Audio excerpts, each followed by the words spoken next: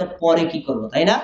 সালাতের পরে রাসূল সাল্লাল্লাহু আলাইহি ওয়াসাল্লাম থেকে, সাহাবীদের থেকে জিকির, দোয়া, ইস্তেগফার সবটাই প্রমাণিত আছে।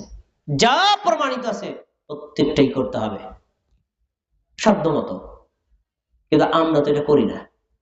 সালাতের পরে আমাদের সমাজে দুই শ্রেণীর মানুষ আছে। এক শ্রেণীর মানুষ ইমাম সাহেব সালাম ফিরাইছে, আর এক সালামের আগে অর্ধেক দাঁড়ায় গেছে। এমন লোক আছে না? আব্দুর রহিম ভাই, আর এক সালামের আগে দাঁড়ায় গেছে, মানে মোনাজাত তো দেবে না, কোনো কিছু জিকির আজকাল কিছু করবে না। এক টেবিল। আর এক টেবিল লোক আছে না, আমাদের এখানে মোনাজাত করতে পারে কেউ উঠতে পারবে না। কিন্তু সুন্নাতের মাঝে আল্লাহ রাসূল এবং সাহাবীদের নিয়ম ছিল, সালাম ফিরানোর পরে কেউ উঠতেন না। নবী সাল্লাল্লাহু আলাইহি ওয়াসাল্লাম সাহাবীদের দিকে ফিরে, সাহাবীরা যার যার অবস্থানে থেকে ডান হাত প্রসারিত করে জিকির করতেন।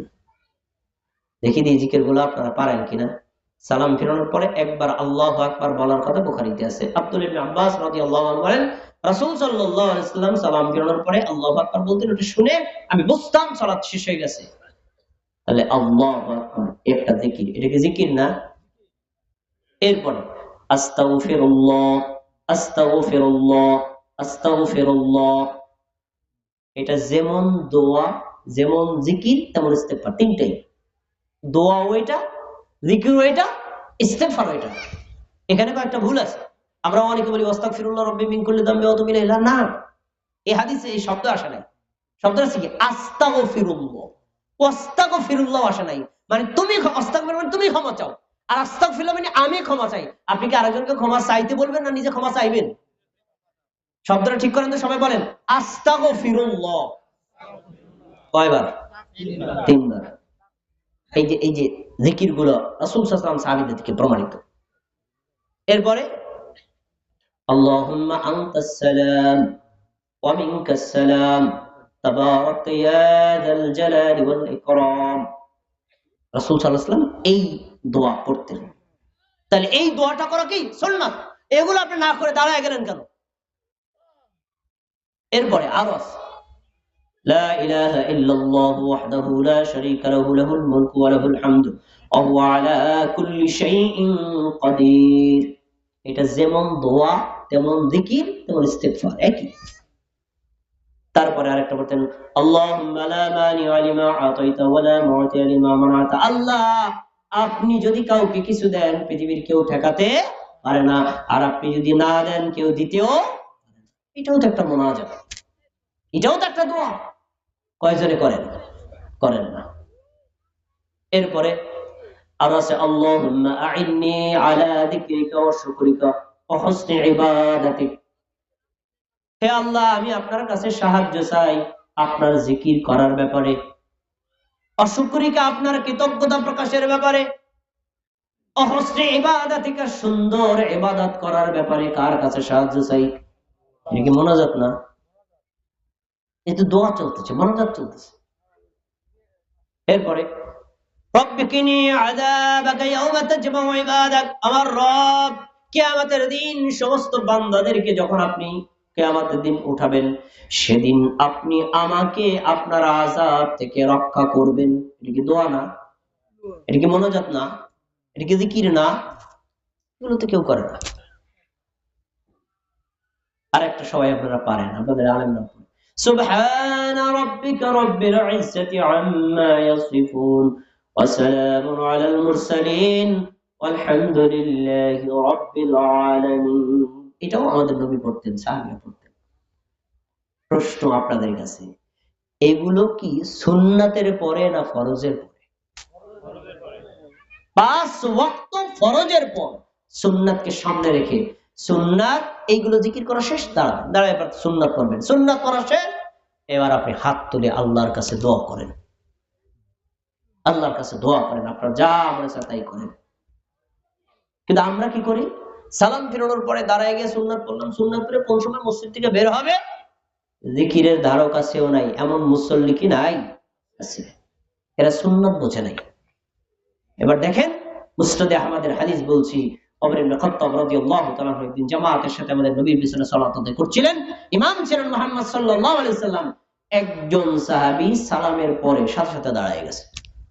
ওমরের পাশে থেকে।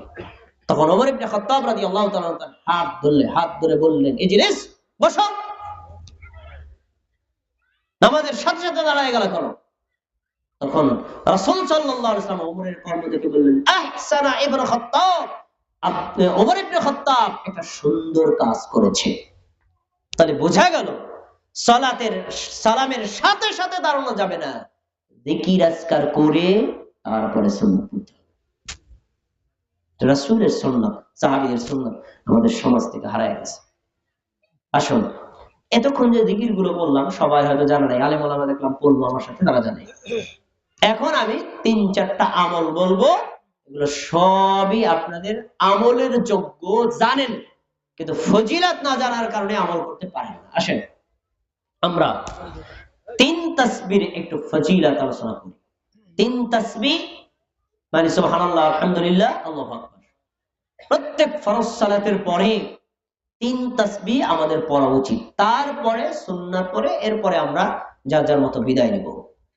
তাই এই 3 তাসবিহ গুলো আমাদের সমাজে আছে কখন? ফজরের পর কেউ পড়ে, আসরের পর পড়ে, বাকি 3 ওয়াক্তে পড়ে না। তো সব নিয়ম 5 ওয়াক্ত ফরজ সালাতের পরেই এই 3 তাসবিহ পড়া।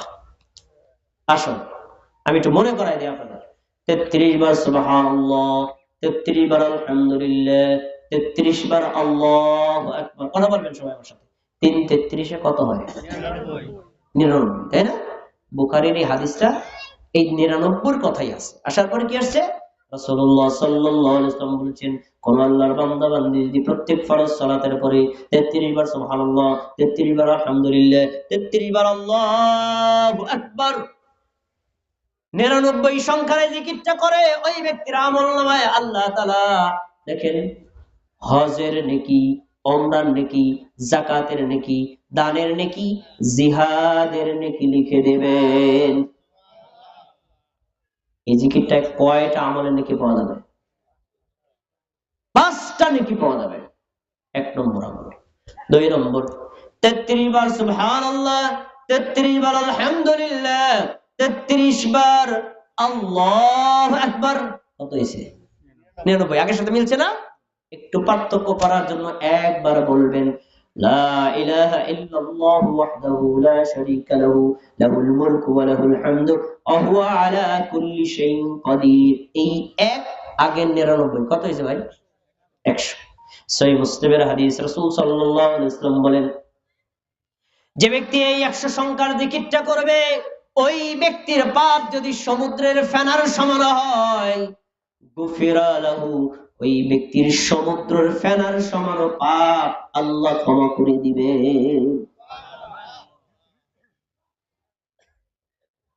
আমরা সালাতের পরে মুনাজাত নিয়ে মারামারি করি, কেউ করলো না, এর কোনো ওয়ারেন্টি গ্যারান্টি নাই, কিন্তু এই হাদিসে স্পষ্ট রেফারেন্স বলা, এই জিকির করলে পাপ ক্ষমা হবেই হবে। 2 ভাবে গেল। 3 নম্বর, 33 বার সুবহানাল্লাহ, 33 বার আলহামদুলিল্লাহ, 34 বার আল্লাহু আকবার। মিলছে? আপনাদের সাথে মিলছে? এটা আমাদের সমাজে প্রচলিত আছে, তাই না? এই বিষয়ে রাসূল সাল্লাল্লাহু আলাইহি ওয়াসাল্লামের হাদিস 2 ধরনের আছে। একটা হাদিস আসছে, এই জিকিরটা যে করবে আল্লাহ তাকে নিরাশ করবেন না, তার আমলগুলো কবুল করে নেবেন। আরেকটা হাদিসে আসছে, সে পড়ল 100 বার, আল্লাহ 10 গুণ বাড়ায়া আখিরাতে 1000 বার পড়ার নেকি দিয়ে দিবেন। কয় ভাবে গেল? 3 ভাবে, তাই না?